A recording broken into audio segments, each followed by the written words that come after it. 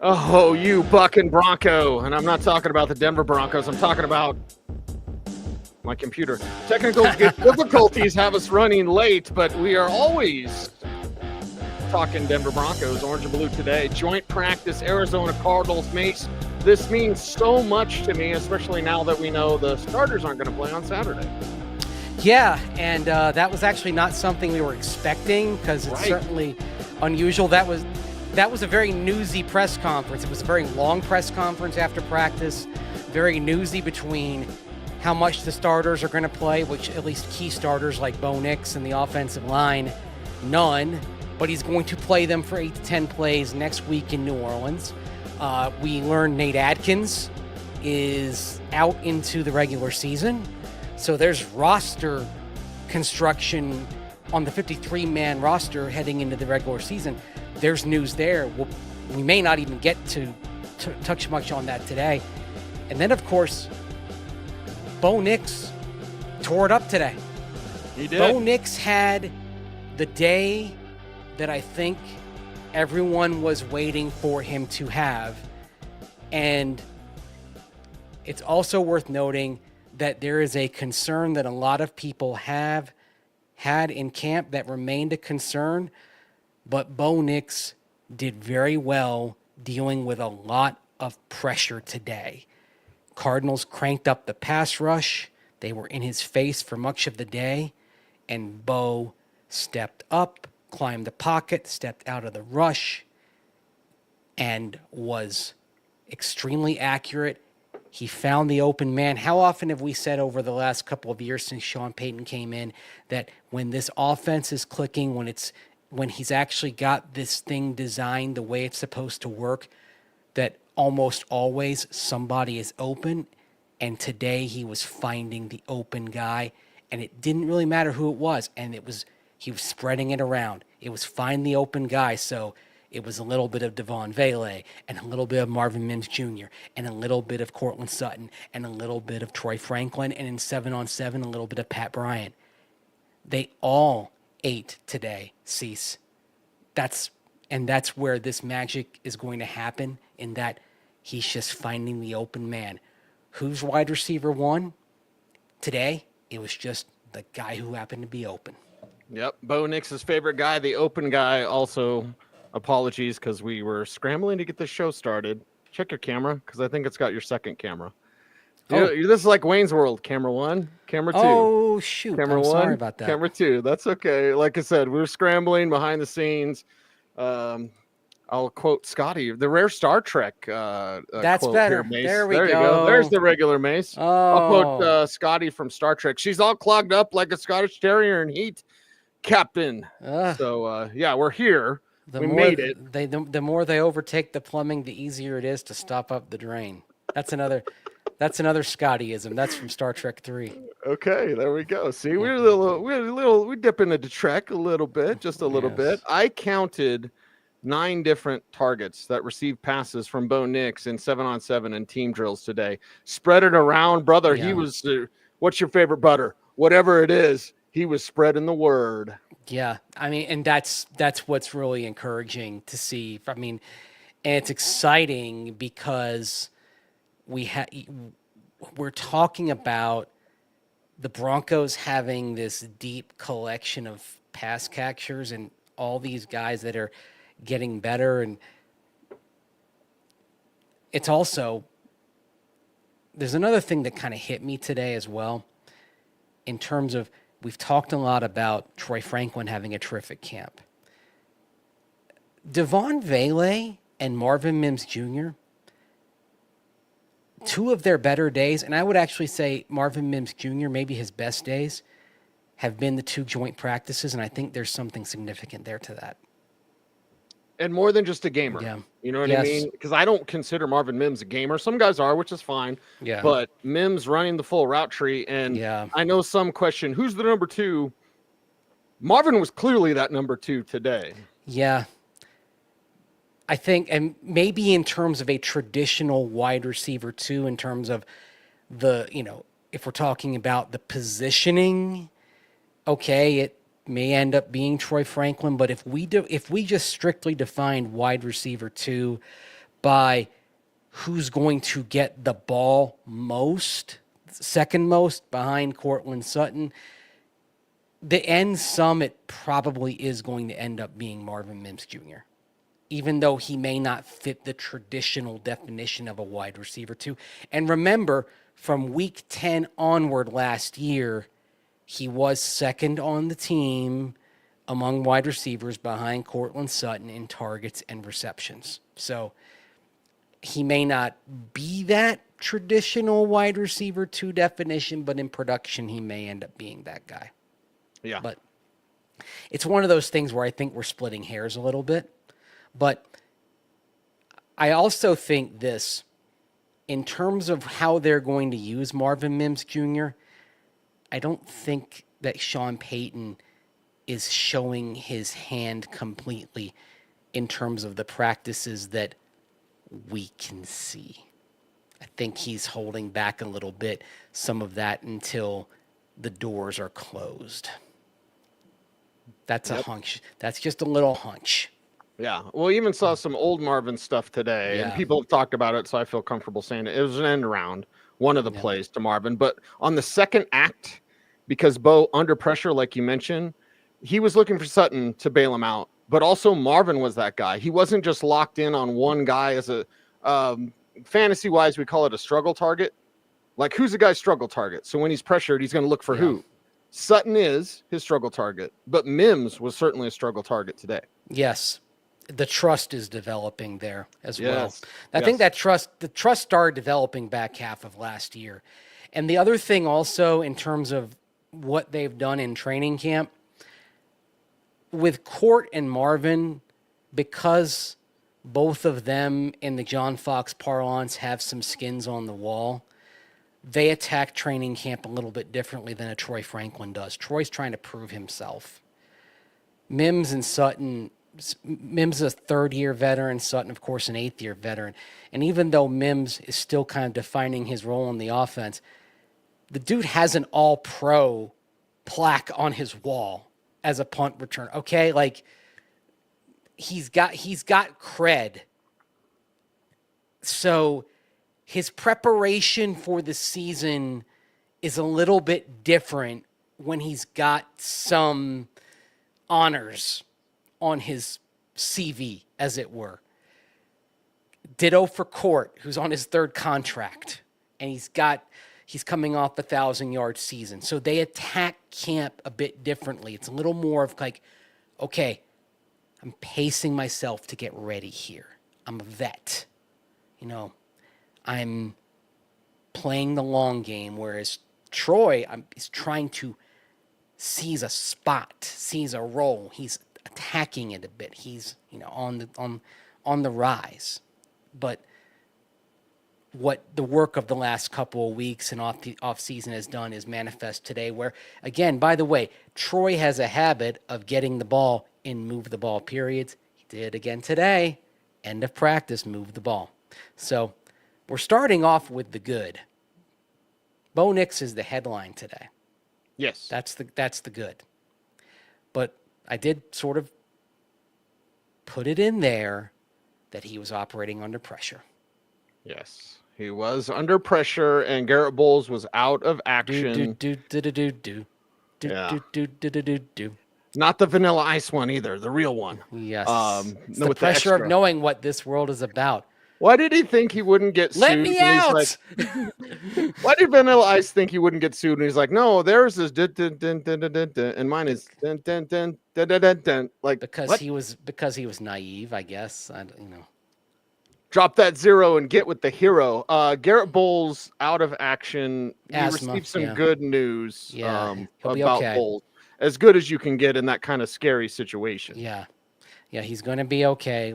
According to Sean Payton, asthma came up for Bowles, and of course they took care of him there, treated him there. Matt Parrott ended up finishing the practice, and he's had a strong camp. And actually, Matt had some good one-on-one reps in the one-on-one period earlier. He had some good one-on-one reps last week in San Francisco, which is actually, unfortunately, more than can be said for some of the other of the other guys. the last couple of weeks as well. So good that he got out there. There was one play today. There was a little bit of a mix-up when Matt was out there and McGlinchey got out there, and they kind of got tangled a little bit, and they both hit the deck. So, but part of that is okay. He was out that he was out there filling in at left tackle, and so it was a little bit unwieldy. But the Cardinals have a pretty good pass rush, so that's got to be said. But they were disruptive today. I mean, it was to Bo Nix's credit that he was able to climb the pocket. He was able to make some throws off platform, be accurate off platform. He was making good decisions as to when to step up in the pocket, when to escape.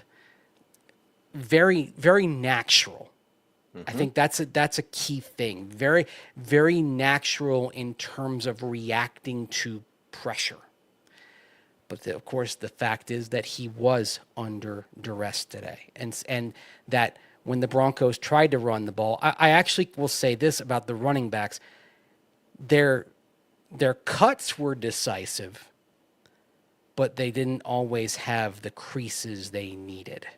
Like, that was the thing. I'm watching RJ Harvey, and he's making the cuts decisively, but then the creases just slammed shut a bunch of times. Ditto for J.K. Dobbins. So it's like they're doing kind of what they're supposed to, but it's not there. It wasn't there today at times. So that's that. I think that was a bit of a concern today, I'd say. Yeah, I believe that was a concern as well. Good to see the intent to run inside, Yes. but the success wasn't there as much as you wanted. And the thing with Bo, you mentioned looking natural, Mase. Yeah. And I don't think he did this too much. It's why I didn't say it on the show. But there were some times earlier in practice, not today, where he was being off platform when he didn't need to. It's one of my biggest pet peeves in the entire NFL. But he didn't do it regularly, so I didn't say anything. Today it was when he had the time. His mechanics were good. And when he had to do the second act, he can throw on the run. Sure. That's not a problem for Bo at all. So I was glad to see his spreading the ball around. Cardinals do a lot of 3 safety stuff, and they move the ball around. I'm going to post an interview with Mark Schlereth we did today, and Stink explains what Jonathan Gannon does with those safeties. So I was watching because the safeties were in front of me, and thank you, Lord. Thank you that the Broncos offense was right in front of me. I didn't see anything of the Broncos defense. We'll get to that later. But those safeties were moving, trying to confuse Bo, and he was reading them. Today, by the way, last week I focused on the Broncos defense. So today the Broncos offense, which meant the defense is what I was watching kind of between plays with my binoculars. We'll get into the defense in a bit. I from between what I watched and then talking with others who were over there, it was a rough day over there. Now, Vance Joseph kind of tipped it off yesterday when he talked about how he's trying some things, that he offered a hint that it might not go perfectly. Like, and an example of like trying things. They were traveling Riley Moss with Marvin Harrison Jr. today quite a bit. That's the kind of thing you're trying. The other thing, I want to touch on the defense here because I don't want to ignore the fact that it wasn't smiles and sunshine over there.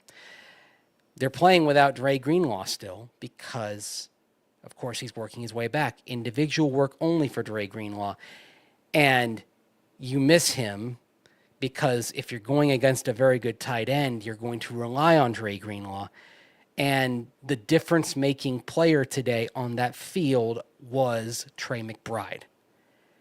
And when I looked over there was one 3-play sequence. McBride. He was a problem. Today he was the most impactful player on that field over there. Did you see the wide open one? Yeah. He had one so wide open, he almost kind of strolls into the end zone, and he's doing this, like arms up. I guess my camera's not wide enough, so yeah. I'll tell a tale, Mase. Dover's really close with Trey, so I was like, ask Trey what happened. So we went over after practice as the Cardinals were kind of close to us, and he went over and asked Trey, and he said, Hufanga missed his assignment, and he made him pay, and then Hufanga was talking junk, and Trey said to him, if you don't like it, stop it. I guess you can't. Yeah. Ooh. Trash talking Hufanga. That's Yeah, bad. yeah. Huff out there talking. You saw what was the Jail Skinner thing? I saw a little dust up, little mix up there with the Broncos defense. Or wait, there was a dust up in the special teams period. Was it special teams? Okay, Yeah, it it was. Skinner out That there. was when it was. That was the little scrum kerfuffle. We'll call it what you were. It was on teams. I think it was in a jammer gunner drill. Okay. Which usually, most often now, Cease, if you see a fight, it's often jammer gunner. That's where the tempers tend to get most heated now in practice. Part of it is that is often where you have guys fighting for a roster spot, and that is where the battles are really intense. I mean, I think back. This is way back. Do you remember David Kirkus? Yes. One of the all-time Broncos training camp fights involved David Kirkus, and it was a jammer gunner drill. Okay. Yeah, it was Circus Kirkus. Yeah, it was that. It was absolutely wild. But that's what happens sometimes. That is frequently the most intense period of practice. Kind of, it's the 2-on-1 or 1-on-1, and it's going to the ground, and it can be vicious. It's Violent. It's wild to watch, but it is vicious. It's like it can be. Sometimes it's the closest thing left to an Oklahoma drill. Nobody does the Oklahoma drill anymore, of course. Nope. At least in the pros. Yeah, well, high school they got rid of that a while ago too. So I like that, Mase, because for me, I was thinking as you were describing it, I was like, it sounds like the pit for special teams, but I think the Oklahoma drill is more accurate because Oklahoma had a lot of traffic. Yes, and that's the thing. You get kind of guys moving, guys at full speed. You get guys mixing it up in there. But hey, you have only one joint practice with these teams battling because you're hoping that by not having two, you're going to have less fights. But it did boil over, but it didn't last. This wasn't like Cowboys Broncos 3 years ago when you had Randy Gregory in there and, it really busted loose. Didn't have anything like that today. As Broncos Syndicate pointed out, with Randy in there, it was going to be chaotic, and it happened. So. Yeah, it happened today out there. Love the 9 distribution. And before we hear a word from our sponsor, I just want to see your face when I say this name because he caught 5. He caught 5. And his name is Lucas Krull. Mm-hmm. He caught 5 from Bo today in 7-on-7 and team. Not that I was keeping track or keeping count, but it's just like every time you turn around, there's Krull again with Ingram on the field. It's like Ingram and Krull were a package, at least today in times. Yes. And then Krull, because this Nate Atkins thing, which finally was discovered, like it opens an opportunity for the kid who's got all the talent. And I didn't think he was going to make this team this year, but man, he's a nice day today. A roster spot might have opened up for Lucas Krull with Nate Atkins having an injury now, and the roster rules on injured reserve have changed. You can put 2 players on recallable injured reserve, and they don't count against the 53 when you cut them. In previous years, for them to go on recallable injured reserve, you had to put them on the 53 for a day and then move them to IR after 1 day. Now you can put them on injured reserve as you make the cut to 53, so they don't count on the 53. So the way it would appear it's trending right now is that you could have Nate Atkins and Drew Sanders go to recallable injured reserve at the cut to 53, and thus the 2 of them would not count, and that's 2 extra roster spots that you can play with. And that might be what maybe allows Lucas Krull to sneak back onto the 53. Because, I mean, he had that drop last week, yes. But day after day, 8-5 is making it into this notebook. And making it into this notebook alongside 10. He's catching passes from Bo. He's doing that a lot. That's important. Yes. It's important to note. Working to the third team is one thing. Saw a drop from Blake Watson today, so I was like, that's not great, Bob. That's not what you want there. The most productive running back today actually was Jaleel McLaughlin. Mm-hmm. And there was actually one play today, and we'll hear from our sponsor, Ramos Law, right after this. There was one play today, he got the ball. It was a catch. And this is key. He did two things today that are usual struggle areas for him.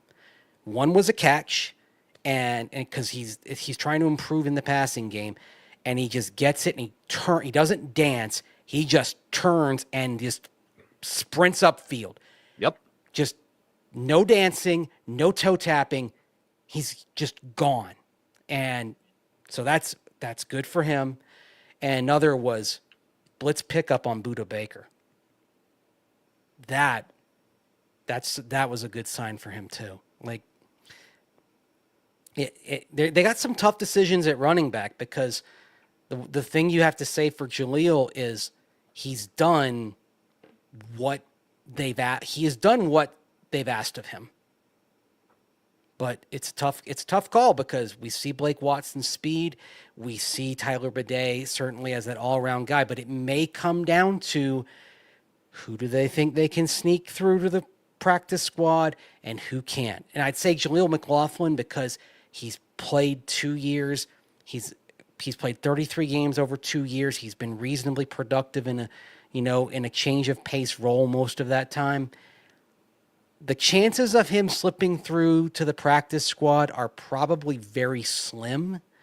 But someone like Tyler Bidet, 3 years out from his draft class, under 20 touches in his career, he's been through waivers multiple times. There's probably a much better chance he could slip through waivers to the practice squad, and then you use elevations. It may not come down to how they think the depth chart's going to go. The decision may come down to likelihood of passing through waivers. And so remember that as you try to figure out what they may do at the cut to 53. Here's a word from our sponsor. Today's episode of Orange and Blue Today is presented by Ramos Law, the official injury law firm partner of the Denver Broncos. Ramos Law was founded by Dr. Joseph Ramos, an attorney and ER doctor, to provide exceptional care to those injured in accidents. With a unique understanding of both medicine and law, the Ramos Law team is built to fight for you every step of the way. Experience the Ramos Law difference. Contact them today at ramoslaw.com. As we wrap up some running back discussion, Mase, I do want to say Audric Estime with the second team had a good run up the middle. The one thing that I didn't like about it is he left his feet. Now, it allowed him to extend the run, but he left his feet as they were trying to swipe at his legs, and he kind of leapt over some arms of the defender. So I like that, he showed the power in the middle. I'd rather him keep his feet, but he does like to jump. That's kind of his thing. Like, he's a very athletic big man. He actually, in my opinion, thinks he's a little more dainty than he actually is, but he can jump like that. That was nice. Be careful. Be careful. That's how that ball comes out. Yeah, be careful. And for him, he still needs to be thinking about protect the ball first, because unfortunately for Audric Estime, one fumble in a game sort of changes the dynamic for him, unfortunately. So that's something that you got to kind of be on guard for, unfortunately. So you don't want to see that. But I like the effort. I mean, this is the thing with the running backs. Like, the effort's there for all of them. Like, it is. You could actually hear, kind of listening to Sean Payton after practice, and I think this was one of the reasons why the press conference went 37 minutes. Yeah, he knows they've got some tough decisions here. Didn't he talk about keeping 4 backs? Yeah. 4 backs, and even like 6 receivers game day active.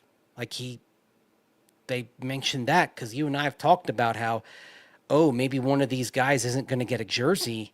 Well, the notion of 6 receivers game day active came up too. Which was like, I heard that, and like, whoa, okay. That's very rare. Whoa. hang on. So where are you going light elsewhere? But you're thinking about different things just because of the talent you have. Mm-hmm. Yeah. And, and I even asked him about the whole thing that kind of he thinks about of laying talent out of the building. And, I think his answer was interesting in that I think he almost kind of concedes they may be letting some talent out of the building this year. Yeah, he's got to hate that. They may have no choice but to roll the dice and see somebody go somewhere else. Like that, it was an interesting response that they realized they may be letting at least a player or two go who could be helpful long term, but just the numbers may be working against them. Yeah, just a numbers crunch today. Yeah, or this year, I should say. So it's rough. And I was thinking, and the position I thought about that with was wide receiver, because Jerwan Newton and Joaquin Davis both had days today. Yeah. Rowan had one overthrown from him, and then he worked the sidelines on another one. So, a little bit up and down, but Joaquin had one of his plucks today. He did. Yeah. One of the ones where, and it's one of the ones where, like, and I say it often, he reaches out and it just sticks like Velcro, like just, and it's sort of remarkable. Like he reaches out and it was, or like Stickum back in the day, the old Lester Hayes thing. And man, like I worry that that he's going to end up out of the building and go somewhere else. And like 2 years from now, you're going to be like, man, like he might develop into something. He's still raw, but he had a nice block at one point on Saturday. Like there's the tool, the skill set and tools. Like it just, every so often, like you just see it show up. And it pops. Yeah. Like, I mean, I'll say this, like you've got him and Caleb Lohner that are both raw and they both have these attributes. But I think obviously with Lohner, because he's so new to football, it doesn't really flash in the way it flashes with Joaquin. And I think like if you told me right now, if you said, just me personally, just myself, if I had to keep one of the two, even though you're very heavy at wide receiver, I would probably go with Joaquin. It's a tough choice, but I'd probably go with him. Like I have trouble letting him out of the building. I think there's something potentially really special there if you marinate him for a year. Like there's that you 4.36 at that size and that length, and the ball just sticking like that. I mean, there was that one play earlier in camp where he beat Surtain, right? Like it was like, yep.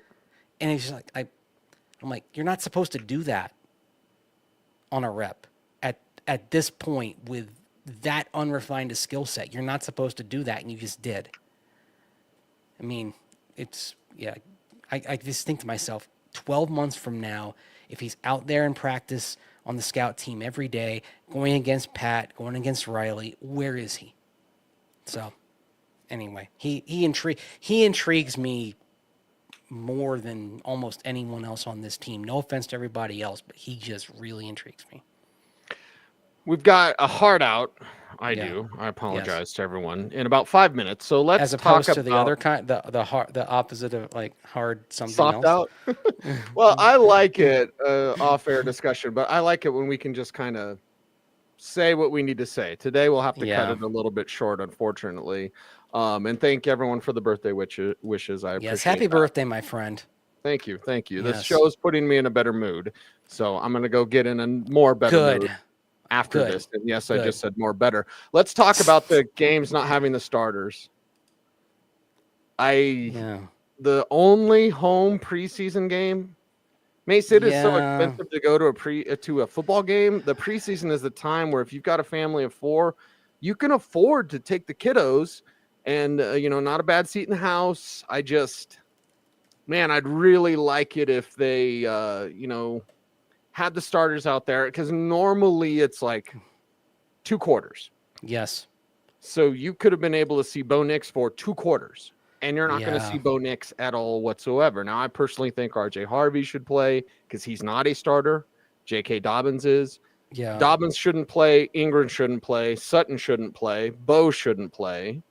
Yeah. We can have a conversation about the offensive line, but this is just one of the most shocking developments today on a very news-heavy day. Yeah.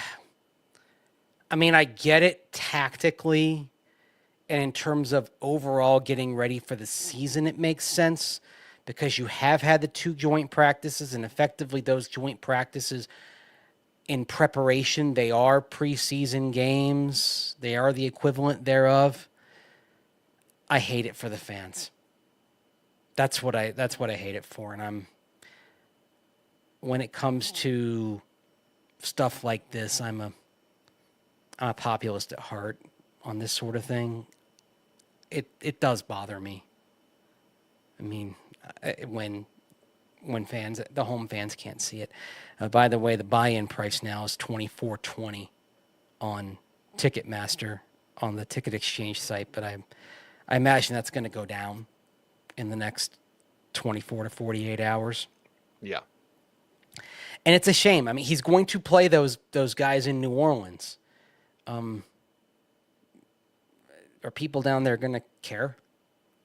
I mean, that's not your home fans. That's right. I know there will be a few Bronco fans at the game down there, and hey, I'm sure some of them are watching this show, and I'm sure they're going to be happy, and they're lucky, and you know, I'm happy for them, but the home fans who go, and like you say, there are home fans here who, you know, because the prices on the secondary market are going to be more affordable, that this is their game. And it's a shame. I do feel badly for them, and they're not going to get to see Bo, and they're not going to get to see Court, and the stars they were hoping to see, and except in warm-ups, and that's a shame. I get it from a football perspective, but it's a shame for the fans. Yeah, and you know, the third preseason game usually doesn't mean much because we have the roster pretty much set, and there's the end of the roster guys that'll be fighting. Now it's going to be kind of weird because what do you say, like eight plays? 8 to 10 plays. So, yeah, 8 to 10 plays right there at 11 a.m. or so Mountain Time. It's a noon Central Time kickoff, I believe, down there. Yeah, that's going to be a heck of a day. Better have an early night the night before. It's a heck of a day for me because I'm covering that game and I got to flight out that night. So like that is a. Yeah, and I honestly, like, I was actually counting on the starters not playing and not having much in the way of storylines, and now he's doing this. So I thought to myself, well, shoot, I'm not happy about that. Right. Now I've got more to do that day. So, because I gotta go get to Florida, check on my mom. So, you know, nice is what it is. But you know, we'll adapt. We always do. That's what we do on this show, whether it's technical difficulties or Sean Payton talking for 37 minutes. You guys had to look at yourself, right? I was watching your huddle, it's baking in the sun, by the way, and I was like, "Wait, I mean, they what? He's still talking?" My phone overheated, and then I went to my backup, my Osmo, and then that overheated, and the Osmo has a higher overheating threshold than my phone, so. I got about 33 minutes of the 37-minute press conference going back and forth, but it was, you know, you adapt, you go forward. You know, I got to figure out another solution somehow. I'll figure something out again. I'll adapt. But by the way, these are things that may not be issues when they move over to the new complex because based on where the sun's going to be and the way the building's going to be oriented, it's probably going to be more in the shade than it is right now. But right now, we just deal. Did you see them putting in windows today? Yeah. It was actually the construction over there. It's so fast, Cease, that I noticed a difference just from when I went to the San Francisco Bay Area and came back. So we were gone. Let's see. The last time I was over there before the trip to the Bay Area was last Tuesday, and then I came back this Tuesday. So I was gone. You know, was gone a week, and I noticed changes. I'm like, whoa, I mean, it's fast. And so we leave today and we'll be back over there next Tuesday, and I'll notice a difference then in that short amount of time. That's how quickly they're doing. I mean, they have somebody who is a vice president on the staff that's supervising the entire construction project just to make sure things go on time and they keep going. I mean, they are on the express construction of this thing, practically round the clock to get this thing done by next May. That's the goal. They want to be in there easily in time for training camp. So we'll see. Like they are rocketing through the construction of that thing. Yep, they are cooking.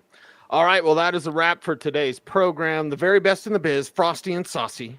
That's what our guy Victory Lap says. So, I like that. I like being saucy. I'm proudly saucy. I like being frosty. I don't like being angry. So thank you for putting me in a better mood, Mase, after computer problems slowed me down. Well, I appreciate that. And I don't like being angry because you wouldn't like me when I'm angry. All right, Mr. Mase. McGee, don't make me angry. Before we are out of here, how can folks help us out on YouTube? Like, comment, share, subscribe, hit that notification bell so that you never miss a vid. That's right. He's Andrew Mason. You follow him on all the socials at Mase Denver. I'm at Cecil Lammey saying OBT's BFD. Thanks for watching. Stay tuned. And would you please stay frosty?